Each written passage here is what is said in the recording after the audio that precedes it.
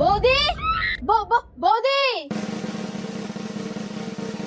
সারাদিন ঘরের ভেতরে থাকলেই হবে?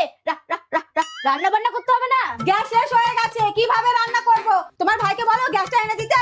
হ্যালো, বড় লোকের বেটি, গ্যাস ছাড়া রান্না করতে পারে না। খড়ি জোগাড় করো, খড়ি দিয়ে রান্না করো। খড়ি জোগাড় করতে গিয়ে তো আমার হাতটা কেটে গেল।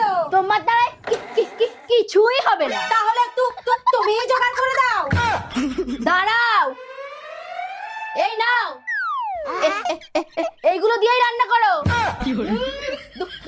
দুদিনের জন্য নরদিনী ঘুরতে এসছে, নরদিনীকে দিয়ে খড়ি কুড়াতে পাঠাচ্ছে। যাও, খড়ি কুড়িয়ে রান্না করো গা।